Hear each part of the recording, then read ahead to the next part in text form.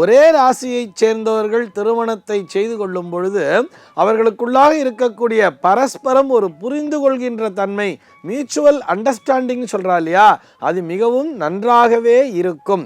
சந்திரனைத்தான் ஜோதிடவியல் மனோகாரகர் என்றும் சொல்கிறது. இரண்டு வெவ்வேறு நபர்கள் ஒரே ராசியைச் சேர்ந்தவர்களாக இருந்தாலும் அவர்களுக்கு ஒரே மாதிரியான பலன் என்பது நடக்காது. இன்னைக்கு நம்ம என்ன பார்க்க போறோம் சொல்லி பார்த்தோம்னா, ஒரு நேயரினுடைய கேள்விக்கான விடையைத்தான் பார்க்க போகிறோம். அந்த நேயர் என்ன கேட்டிருக்காங்கன்னு சொல்லி பார்த்தோம்னா, ஒரே ராசியைச் சேர்ந்தவர்கள் திருமணம் செய்து கொள்ளலாமா என்பதுதான் அவருடைய கேள்வியாக அமைந்திருக்கிறது.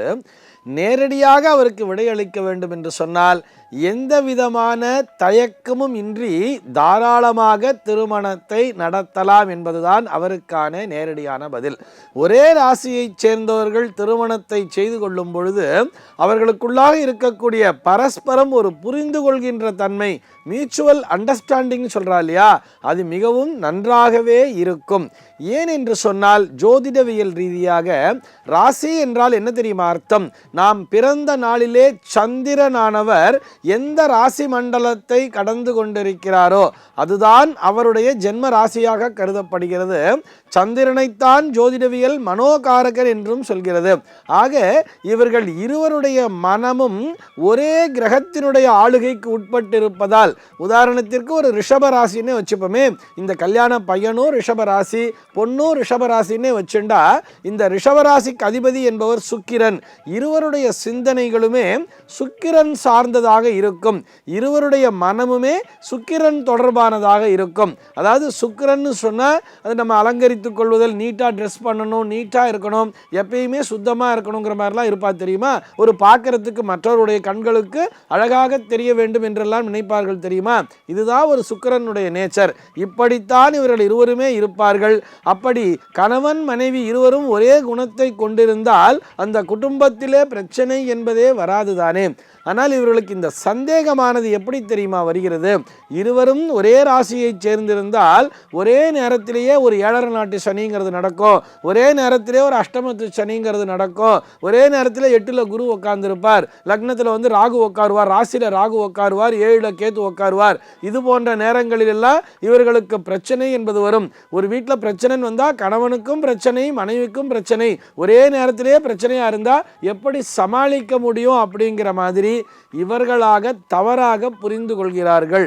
இப்படி கோச்சார ரீதியான பலனை இங்கே கொண்டு வந்து சேர்க்க வேண்டிய அவசியமே இல்லை. ஏனென்று சொன்னால், இருவருமே வெவ்வேறு நாளிலே தான் பிறந்திருப்பார்கள். இருவருடைய ஜாதகங்களிலுமே கிரகநிலை என்பது வேறு வேறாகத்தான் இருக்கும்.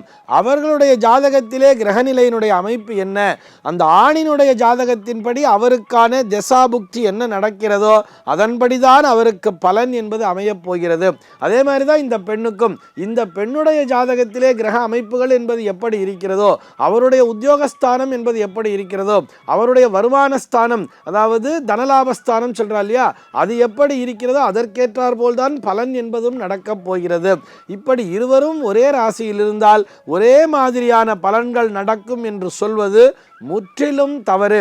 இதில் அணு அளவும் உண்மை இல்லை என்பதை புரிந்து கொள்ள வேண்டும். சர்வ நிச்சயமாக இரண்டு வெவ்வேறு நபர்கள் ஒரே ராசியைச் சேர்ந்தவர்களாக இருந்தாலும் அவர்களுக்கு ஒரே மாதிரியான பலன் என்பது நடக்காது. இதனை நன்றாக புரிந்து கொள்ள வேண்டும். இப்படி ஆண் பெண் இருவரும் ஒரே ராசியைச் சேர்ந்தவர்களாக இருந்தால் அவர்களுக்குள்ளாக இருக்கக்கூடிய அந்த ஈர்ப்பு அப்படின்னு சொல்றா இல்லையா, வசியம் என்றே சொல்வார்கள். நீங்க ஜாதகத்தை எடுத்து பார்த்தா கூட அந்த வசிய பொருத்தம் அப்படின்னு பார்க்கும் பொழுது இருவரும் ஒரே ராசியாக இருந்தாலும் அல்லது ராசியாதிபதி என்பது இருவருக்கும் ஒன்றாக இருந்தாலும் வசிய பொருத்தம் உத்தமம் அப்படின்னே சொல்லுவார். ஒரு படி மேலே போய் இதிலே ரஜ்ஜு என்பதை கூட பார்க்க வேண்டிய அவசியம் இல்லை என்று கூட சொல்லி இருப்பார்கள். இந்த 10 பொருத்தங்கிறது அது தனி, அதை பற்றின நம்பிக்கை, அது நம்பகத்தன்மை உடையதா இல்லையா அப்படிங்கிறத நம்ம அந்த 10 பொருத்தத்தை அப்புறம் பார்க்கலாம். அதை பற்றி சொல்ல வரல.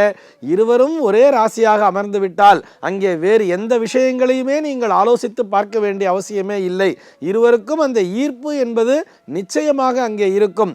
பரஸ்பரம் மியூச்சுவல் அண்டர்ஸ்டாண்டிங்கிறது நல்லா இருக்கும். அப்படிங்கிறதுனால தான் ஒரே ராசியைச் சேர்ந்தவர்கள் தாராளமாக திருமணத்தை செய்து கொள்ளலாம்.